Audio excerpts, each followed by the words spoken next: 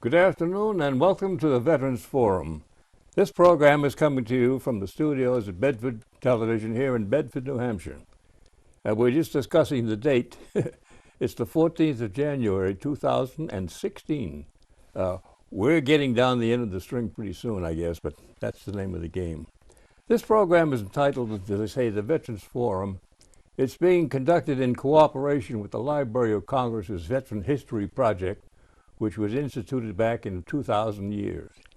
What they asked us to do, stations like this and guys like me, I guess, is to offer any guy and gal who served anywhere in any of the wars, World War II, Vietnam, Korea, Desert Storm, Desert Steel, and whatever else has happened, not to belittle them, but after a while it gets kind of difficult when, particularly in my case, and grandkids say, "Hey, Grandpa, what did you do in the war?"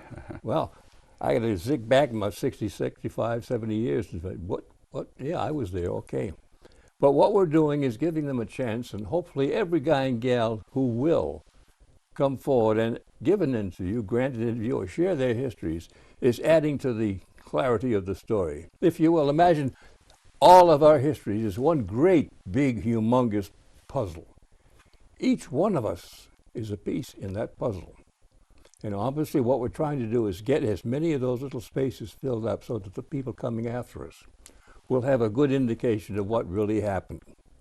Nothing Hollywood, nothing grand. We're recording history by the people who made it. And you can't get much closer to it than that. Before I start, though, there's a situation I'd like to bring to your attention that I think it's everybody's benefit. Throughout the state of New Hampshire, there's a special telephone system dialing 211. It'll put you in contact with a cadre of all kinds of services and people who hopefully will be able to help answer any questions or give you the direction you need. The only requirement, you have to have at least 6 months good service and an honorable discharge. Other than that, it's there for you, and for goodness sakes, guys and gals, if you need it, or if your friends think they need it, crank it up. It's there for you. You worked for it, you earned it, and it'll be a helpful thing, I know. Now today I'm going to ask John to introduce himself. We've got another fellow here who goes back a while, and we'll show you this is what he used to look like when he was a kid. John, would you tell us now your name and address, and spell your last name for the record, and your dates of service? Okay. My name is John Calogero. That's Calogero. And I live at 51 Settlement Lane, Milford, New Hampshire, with my lovely wife who's here with us today, Dorothy. Yeah, she's keeping track of you. Yes. Okay, what was your branch of service and your service dates? I was with the 11th Airborne Division. We trained in a Camp McCall, Fort Bragg, North Carolina. Just what were your service dates? I'm just trying to establish March the 3rd, I think, 1943 to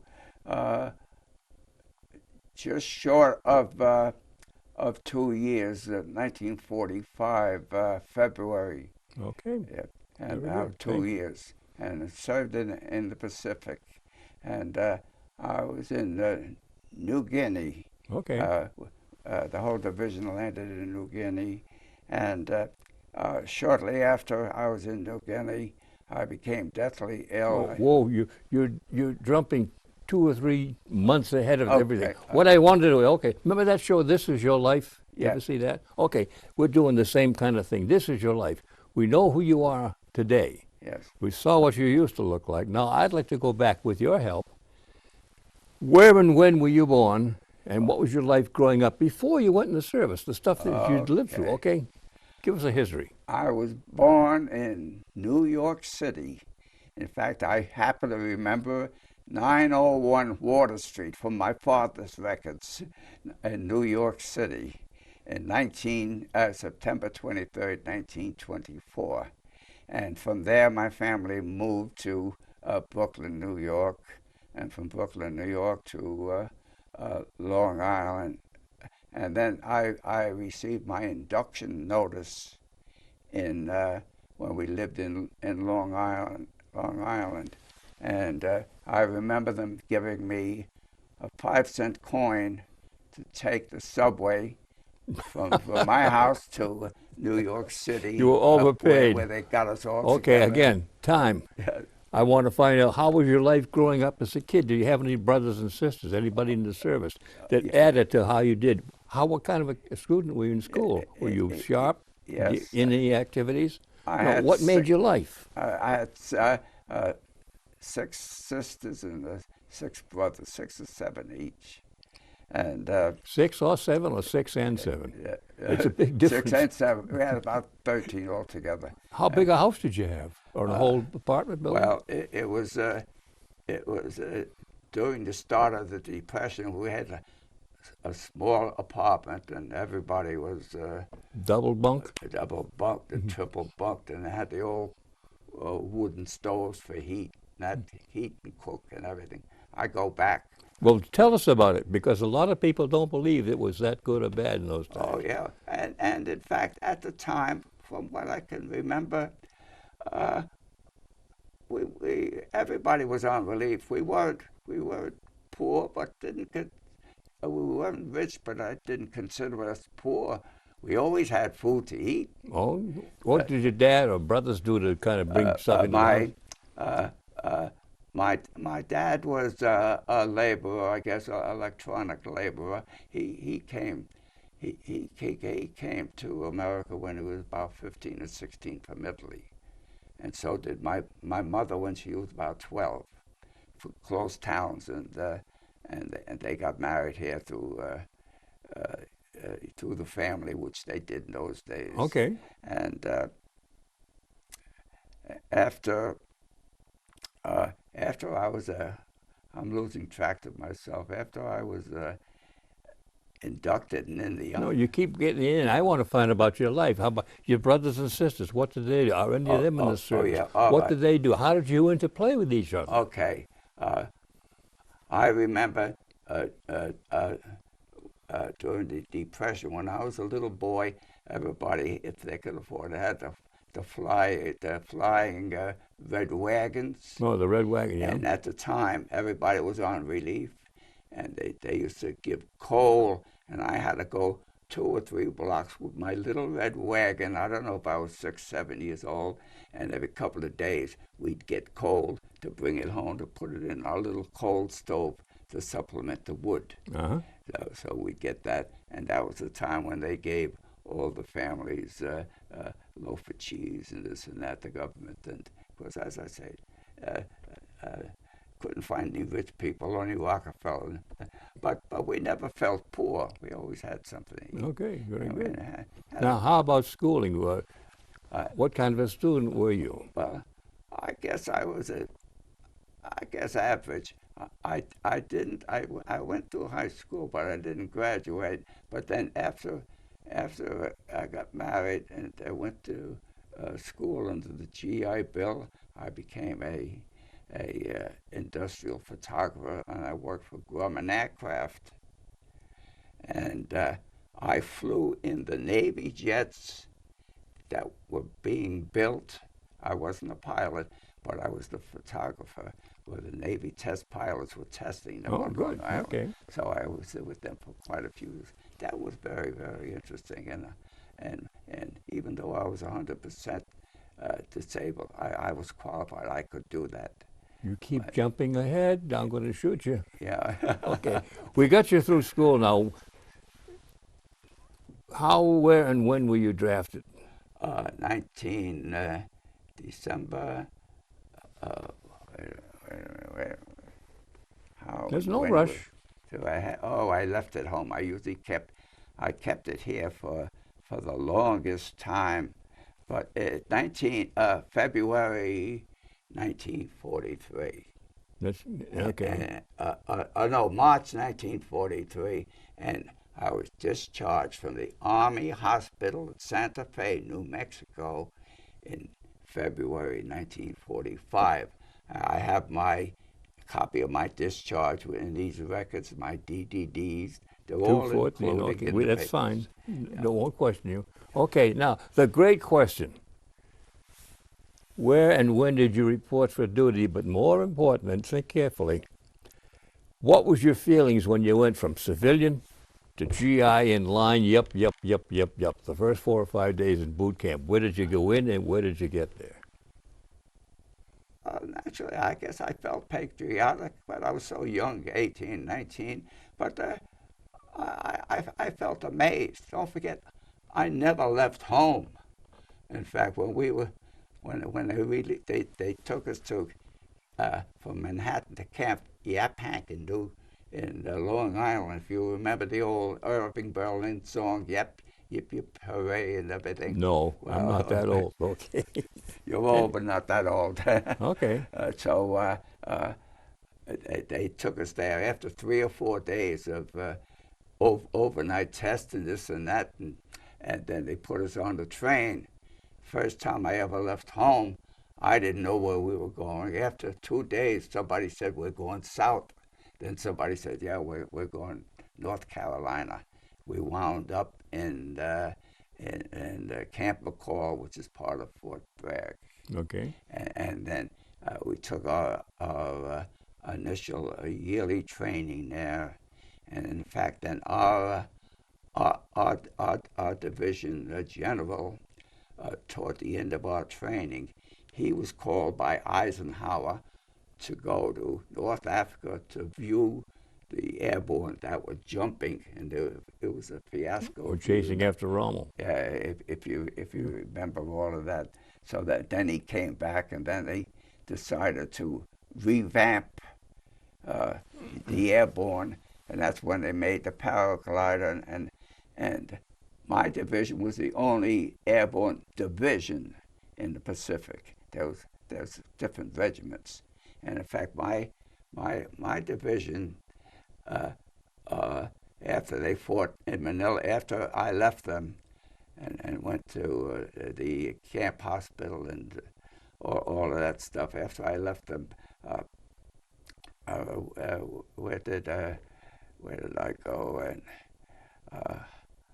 oh gosh, my memory goes Well, on me. slow down, if you will. You're still about 3 years out of sync with where I like. I'm trying to keep a chronology as to where you went from place to place to place at the time, and you're jumping all over the place like a jumping bean. Yeah. Okay, you're in boot camp. You've gone through. I went through boot camp, and then Now. I went to. Then we had a month of in Louisiana, the swamps, to get ready for, I guess. Okay, to get you ready for the South And Pacific. from there, we took the train, San Francisco. Okay. Stayed there a couple of weeks. Took the Liberty ship that took us to. While you were in, what kind of training did you have along the way? As far as, did you have a choice? Gunner, jumper? Oh no! When I was in, I found out we were in an airborne. It said, you're in the Army, all right. Yeah, but you said you enlisted as in infantry to start with. Yeah, well. Give us that training, how it happened. After we got down to North Carolina, we saw the signs, Airborne Division. The first thing I knew that I'm in an airborne division. I know I was in the Army, but it said, what is this, paratroopers? I said, yes, paraglider, jumping in. So I said, no, it's the Army. It's the way they work. But I didn't volunteer for nothing. But they still got you had to be a volunteer to jump. Yeah. But to get in the gliders and get mutilated like they did in North Africa, you didn't get the extra money for that. So volunteer to be a jumper.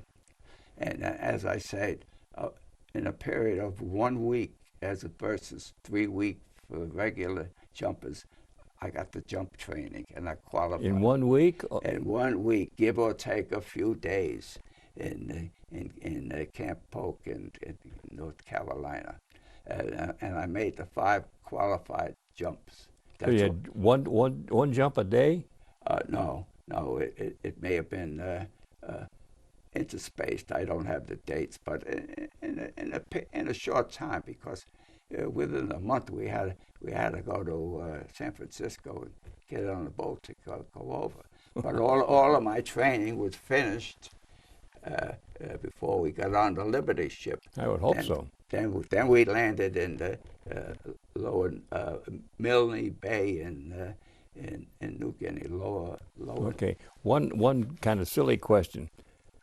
How did you feel when the guy up at the door said, "Okay, you're next, go, your first jump"?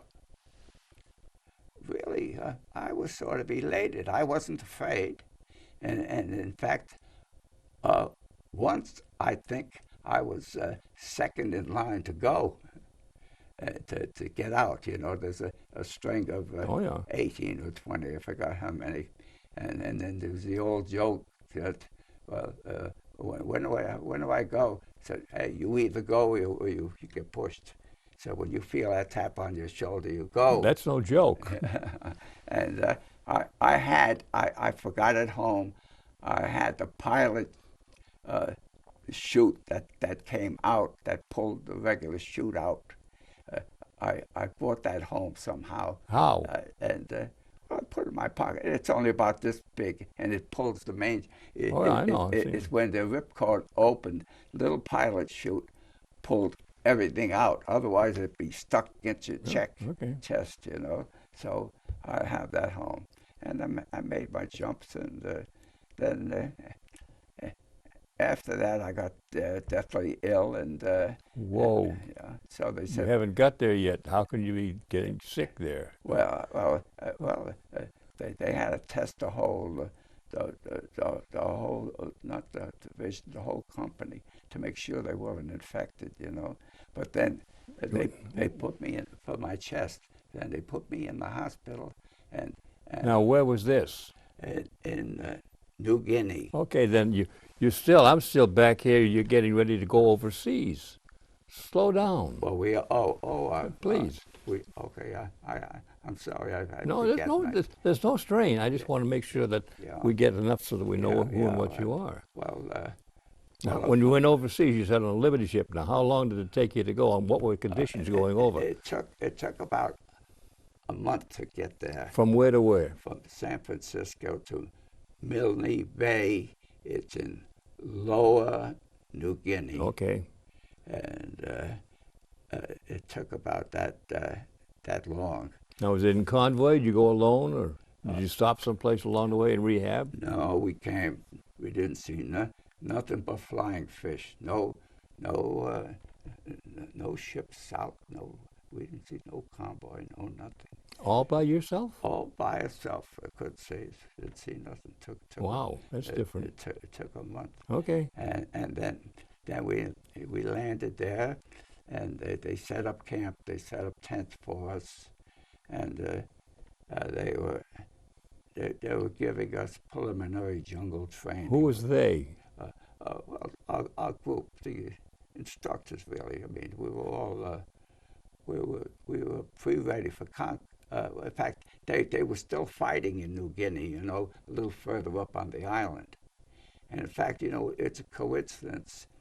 When I got sick in New Guinea, I was in communication with my older brother, who was in the Air Force at the time. He wasn't a pilot. He was a technician who worked on radios for, I think, the 354 Fighter Group, and he was in northern New Guinea. I forgot how it happened, but he found out I was sick. He flew down. Wow! I mean, he got a ride down from northern New Guinea, where they were still fighting. In fact, he's the one who gave me a lot of those Japanese things that they got. There were a lot of Japanese dead over there, and he gave them to me. And then what did I do with them? Then he came to visit me. But by the time he came to visit me, I was in the field hospital for about 3 weeks. And by that time, when he got to the field hospital, they had already put me on the ship to take me back. But he stayed in my bunk in the field hospital for a few days a week until he could make arrangements to get his flight back. Because, because we were the airborne unit, we had the airstrips, the metal airstrips. So he got it. And then coming back, I forgot the name of the ship, but it was a big hospital ship. They called it the Queen of the Pacific at the time. You know, those luxurious ships like they have now. Big white painted, big red, all Yeah, that. yeah. Now, So, did they have any? Now, how soon after you landed did you become sick? Any idea what and how it happened? Was it just you or a whole bunch of guys? I think, as far as I know, it was me. It was probably a couple of 2, 3 weeks, probably no more than that, a month, give or take. And I didn't feel good, so they said, go down to the medics there. I went down, and somehow they listened to my chest, and I think they had the portable X-ray. They didn't even send me back to my. It was only half a mile away. They didn't even send me back. They kept you right there? They put me in an ambulance and sent me to the Army Field Hospital, which was a few miles away, the bigger field hospital, where they had more equipment. all the equipment. Okay. I was in there for maybe 2, 3 months. I remember one thing that sticks out. I was there. A nurse came along and gave us a bottle of Coke. First time I had a Coke in a year or something like that, you know. But I was there for about a month, and then got on the ship, and then that ship took us back to San Francisco. That took about 2 weeks, about half the time. It was the fastest ship and everything. And as far as I know, there was no escort, and I got my own private little room inside and everything, you know. Okay. And then landed in San Francisco, and they took me to Holloran General Hospital in San Francisco. I was in there 2 or 3 weeks, and they gave me more tests and everything. And from there, they transferred me to Bruns General Hospital in Army Hospital in Albuquerque. I was in there for 6 months. When they figured I was quarantined or just I guess I was quarantined, and okay. But there was a whole ward of patients, and all Army patients and Army nurses. It was the Army just here in the hospital. So I was quarantined for, and it worked out 6 months. And at that time, because I had trouble with the chest, the best treatment they had at the time was, they called it pneumothorax. They put a needle in your chest, and they separated the wall from the lung cavity, and they actually, the pressure squeezed the lung, and by squeezing the lung made it almost inactive, because you only need the one lung to live. So that gave it the ability to heal. Between that and the other treatments they gave me, but they didn't use any medicines like they use now for the chest. So in over 6 months, then after that they technically discharged me from there. They gave me train papers to take the train to Chicago, from Chicago to I think Massachusetts, a veterans hospital, and that's where I wound up. I stayed there for a while. Then I was young and rambunctious and feeling great, and I came home.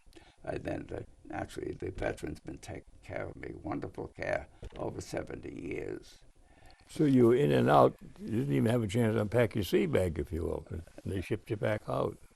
Pardon me? No, I said you landed in New Guinea, and I was expecting you to have some sort of combat experience or no, any at all. I just landed right on the edge of it. In fact, my outfit. Well, they went on to Mindanao. It was, I think, a couple of months later at Mindanao, and then they fought there, and my buddy, who his pictures are in here, who we were always together, he said, "Thank God," because sometimes I felt self-conscious that I made it so far. I didn't really get into You got the knocked fight. at the door, but Yeah, they wouldn't let but you they in. said, thank God. Yeah, And, amen. and Amen. one of his first battles there, he said, when they were maneuvering, when they went 6 months of mud and rain every day, and then at nighttime they made their foxhole, he said, and one morning he woke up, a hand grenade went off near him, and I guess it knocked him into the foxhole, and he had shrapnel damage in his hand. But then when he finally woke up and they got to him, there was a dead Japanese 5 feet away.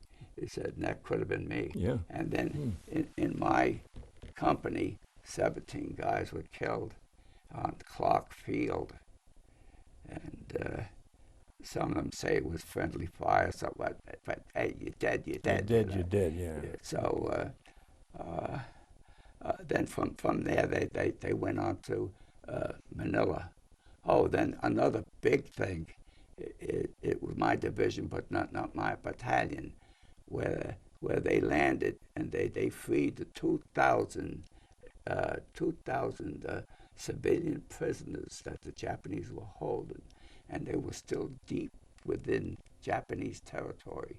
The whole group of paratroopers went, I forgot how many hundreds of miles, and they jumped in on the camp. They killed all the Japs, and all of the prisoners were freed. Many of them were sick, but then they had to get them back hundreds of miles. So what the Army was doing, they brought in Amtraks and everything in between the Japanese lines to put those people in, and they brought it back to the division. It's quite a history, and nobody, and that's when when they landed, they saw the parachutes. That's where the word came, angels from heaven. Oh. Because the parachutes were opening. They're angels, And so, and then after that, from what I read, my buddies, Okinawa was liberated just about that time. My outfit, the 11th Airborne, was sitting in Okinawa waiting to invade Japan. The preparations were already made. If you read all the history, I know. I was on Okinawa. Waiting. But then they signed the peace treaty, MacArthur, and I think 1 or 2 days later, my division was the first to land in Japan before MacArthur. And there's a little dispute, but there's all kinds of records. My division landed, I forgot the name of the town, just south of Tokyo, and the whole Japanese regiment was on the airfield, and they say they lined the airfield facing away as a sign of disrespect that they lost the war. They all had their weapons, but then my general's swing was at the one end, and I guess went through formalities, and he asked the Japanese general for his weapon, and he gave him his pistol. Then he asked him for his samurai sword, and the Japanese said, "No, I can't give you that. That's not a weapon. That's our religion." And General Swing said, "All I know is that could cut my head off." Oh, he gave it to him. With that, he asked him to have him disarm his men because the Japanese soldiers weren't going to listen to an American general tell them to drop their weapons. So the Japanese told them, drop their weapons. They dropped their weapons, and supposedly after that, they walked away, all the Japanese, and that was it. That was it. And then my outfit took over the local, one of the best hotels, and then I found out 2 days later MacArthur came in. He got into that hotel, and my division moved further up in northern. Now, I'm trying to piece all this together. When you got home and you were discharged, did you have a medical discharge? Yes. And did you take advantage of the GI Bill, for example, and go to school? I took advantage of the GI Bill. I went to, thank you. I went to photography school under the GI Bill, and What school, do you know? School of Modern Photography In New New York. York City. Okay. I was living in Brooklyn at the time. School of Modern Photography. I would take this, then I can't talk. And I think that was 6 months or a year full time. I've forgotten. I graduated, have all the diplomas for that. And then that led to my getting a job with Grumman Aircraft. Because first of all, I was a paratrooper, so I was accustomed to planes. Mm-hmm. And I knew photography. They needed photographers at Grumman Aircraft. So You got the job. I got the job, and I was with them many years, 8 or 9 years. And then what happened after that, you know the old story, they made me the offer they couldn't refuse. Raytheon up in Massachusetts made me a big offer. They were opening up a new service company. Thank you. They were opening up, thank you very much. They were opening up a service company, and they wanted a photographer to get it started. So they chose me, gave me Good. So, and with that, oh, thank you, that was good. That helps, doesn't it? Yeah, that helped. So they gave me the job, and I was with them about 9, 10 years. And then at the end of that, when that phased out, I had one more job. All of this was still, I'm still officially, and I have all kinds of letters backing him up from the VA and this and the Army, that I'm 100% permanently and Disabled. disabled, and, Okay. and the records can't be changed. And you can't be hired by anybody. It can't be. In fact, thank God to the DAV way back, they were trying to, when they weren't as efficient as they are now, they were trying to go from 100% to 60% to 30. Keep cutting to 20, back. and they cut back.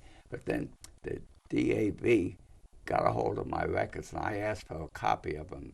I said, can I have my Army records and medical records? They said, all of them? I said, yes. Without exaggeration, this pile high. And they went through all of that with a fine-tooth comb. And inside the law, that if the diameter of the infection was a certain millimeter, you're always permanently 100%. Right, okay. Yeah. And what happened is they found the error, and thank God to DAV and naturally the Army. They even paid me retroactive. I mean, Wow. so That's a good bunch of bucks. yeah. Okay. So no, I'm so grateful to. And then you finally retired? Then I finally. After that, oh no, I have one more story to tell. Okay. There's no rush. Go ahead.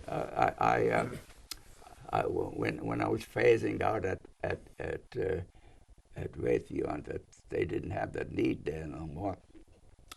They put me in as a loan executive with the United Way. Huh. Okay. And what they did, and I did it while I was with Raytheon.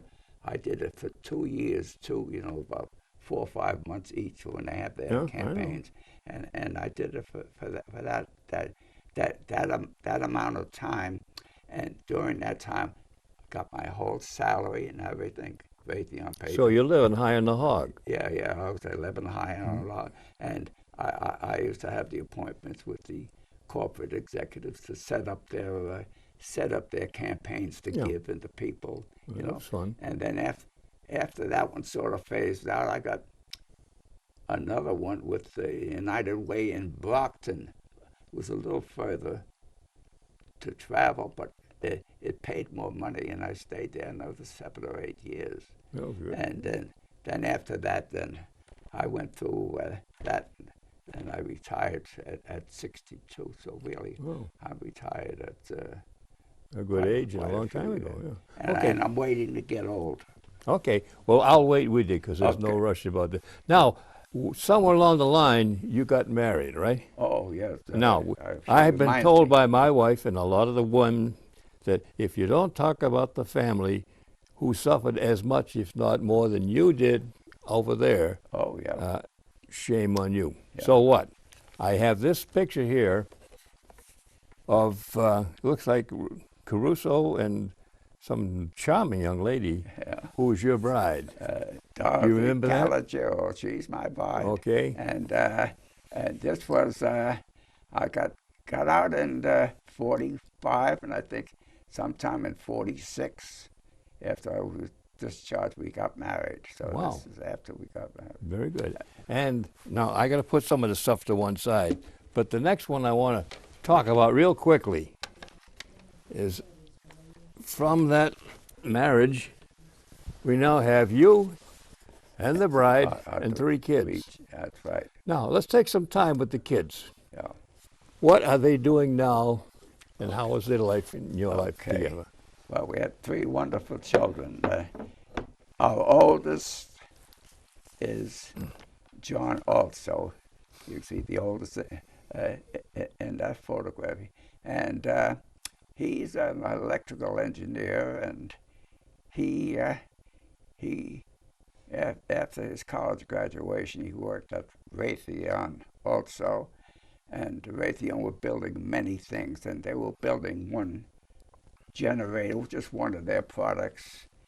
And they wanted to divest the company because there were billions in war. You know, this was probably, it was too much trouble for them, even though it was a going procedure. So they wanted to divest themselves. So they sold it. And one of the vice presidents from Raytheon bought it. Naturally, he had to leave the company. So my son was working as an engineer with them at the time. And there were welders. He asked them to go with him, so he left Raytheon. He went with them also. And within 2 or 3 years of them being with the new company, they used to call it Benchmark Incorporated. And my son helped develop a machine the size of this room to the little pacemakers right now. In fact, Wow. His company, they didn't make the pacemakers, but his machines welded them, and they're very specialized, and they were selling all over the world. So he's doing quite well then. And then after 10 years with them, the original vice president who bought the company sold it. My son and another partner bought it, and then after 10 years being with the company, they sold the company. My son was a technical man. He knew everything about the technical world. The other man was just the money people. Well, you need them now's both. the time to sell it. They Right. were doing great. Okay. And What about the girls? and the girls? Now, the second was our daughter, Doreen, and she's married, and she married well, at the time, a young Navy man. He was in the Navy. In fact, that was the time. I didn't bring it with me, but it reminded me. That's when the fellas wore long hair down to their Oh, hips. anything went, yeah. I came across that picture the other day. So, and then she has 3 sons. In fact, the one son, the middle son, was born 3 months immature. As I say, I don't have the pictures here, otherwise you'd fill this room. But he was in the hospital for over 3 months in Boston. Just gaining weight. Yeah, to get where he finally survived, and that's the jumper there, Chris. Okay. That's him. We'll lead into that. This is him here. Yeah. Okay. And this is the one I'm holding up. I can't get his rank, but he's probably staff sergeant or corporal or something. I forget what he was.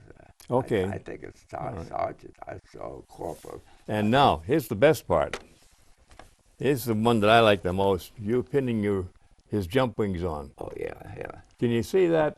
That's I think that's a real good yeah. wrap up. I think that was in Georgia. I may have it written in the back. Okay. Well, now this is the next to last, if you will. I'm holding up a picture here of American Heroes Now and Then, the Final Angels from Hell, according to this. This is your reunion of Company E. Yes. And if you look at it carefully, folks, you'll notice in the lower right-hand corner, no, let's see, I'm facing you, okay, in the lower left-hand, where my finger's pointing, these are the 4 people that are still alive. All the rest have gone to their reward, okay? So, from a whole big crowd. Yeah. And did you still maintain a reunion, or have you decided this is about it? It stopped a year or 2 ago because of the age and if they're still together. alive, they're sick or they don't write. But this is the last one, and it was interesting. At most of these reunions, the wives came and the family. We went all over the U.S. It's a good deal. Oh yeah, we enjoyed ourselves. Okay. Good being with the Army guys and their families, but we made it we started at 2 years and then made it 1 year, and finally it dribbled down to. But you're still alive and well. That's the important. Oh, still alive and well. In fact, I just spoke to this fella 2 days ago. I told him, Vincent, I'm going to tie up with you people. You know, very good. Now, I have one more here. I call it fruit salad, but it's a shadow box, in effect, of your medals, citations, and banners. Could you walk us through that? Just kind of point to it so that we can get an idea what it is. Yeah, this is the good conduct. This is the World War II Victory Medal, and this is the American campaign. This is a Pacific Asiatic campaign, and this is one of my dog tags. Naturally, I had 2 of them, but you know how wives are and clutter. One got lost. Oh. And this is, I don't know if you remember or read about it, the ruptured duck. Ruptured duck, there you go. To signify that you weren't a 4F, you were in the service. Yeah. And this was an emblem that they gave at the reunions.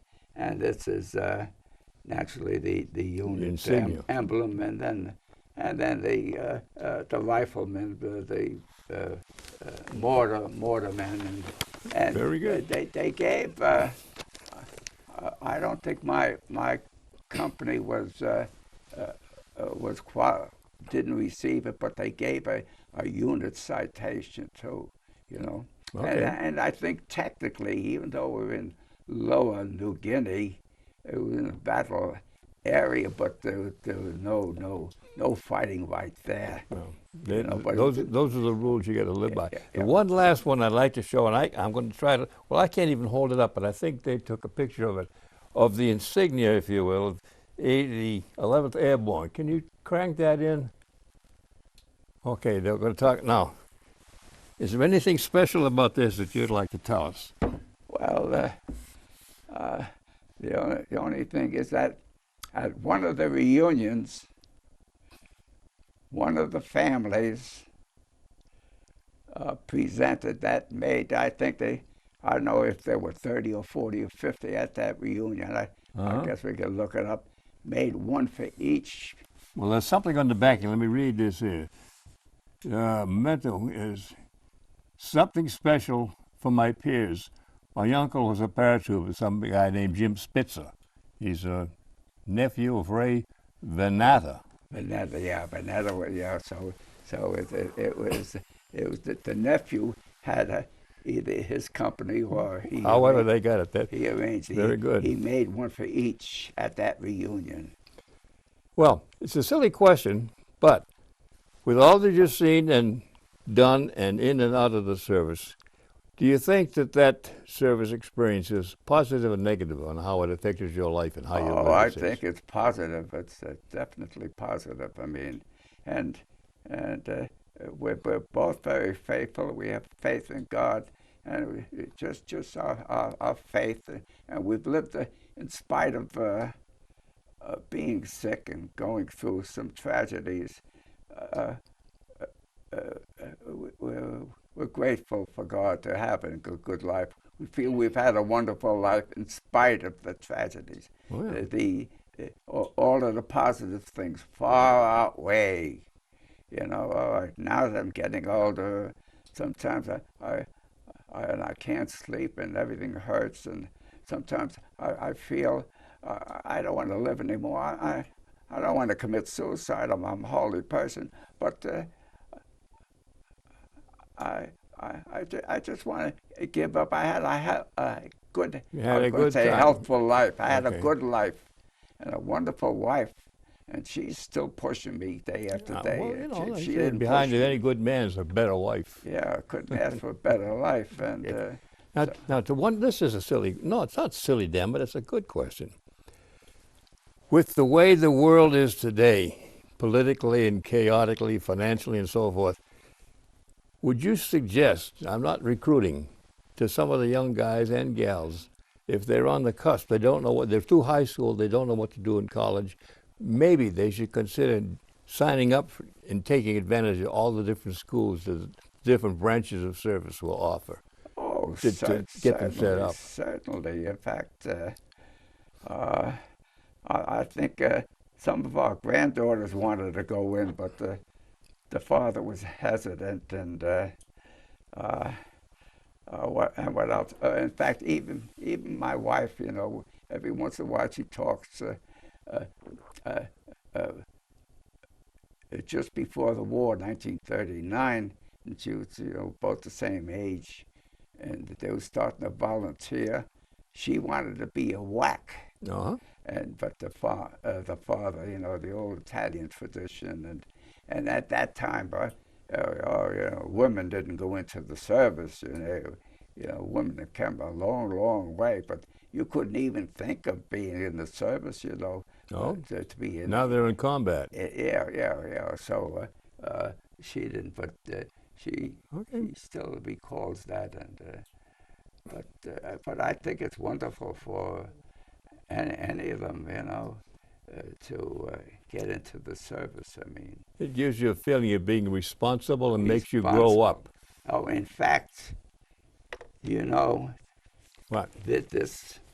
In fact, he just. I sent him a Christmas card with a little note, and he sent a wonderful letter. Down it, we misplaced it at home, and he said, "Dad, Granddad," he was calling me Dad. He said, "Really, he had his father, but he said, you've been a father to me all my life. Wonderful. You put the backbone in my back, and if it wasn't for you, I wouldn't be where I am."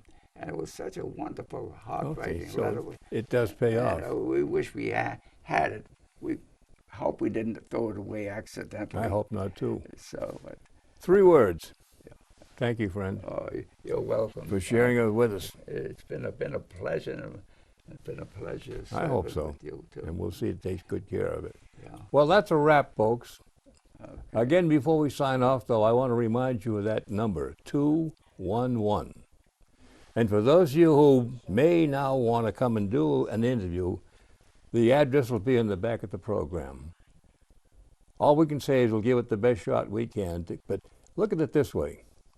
It's perhaps the most priceless legacy that you can leave your family, not only to answer what you did, but also, and I'll give you an example. Many years ago, I interviewed a fellow from the 4th Marine Division who was the first wave going to Iwo. We became pretty good buddies, telephone and email once in a while. We had a habit, around Thanksgiving, I'd call him or he'd call me, reporting for duty. We'd kind of get caught up together. Several years ago, it was my turn to make a call. I called John, and a woman answered the phone. I said, "Bob Stevens reporting for duty. Is John Boy there?" "Oh, Mr. Stevens, you're the fellow that did that interview." I said, "Yes. We want to thank you." "Thank me for what?" "Well, Dad's gone, but after the service, one of the grandkids came by. He saw the little DVD, and he said, you know, even as Grandpa's not here, we can still talk with him. Well, I cried like a baby. But I don't want to hang crepe tears, but let's face it, we're fighting the clock and the calendar. And the bad part is, if you don't tell your story, nobody else will, and it's all lost, if you will. So please, consider it, and come on and join us. Bob Stevens saying thank you, stay healthy, goodbye.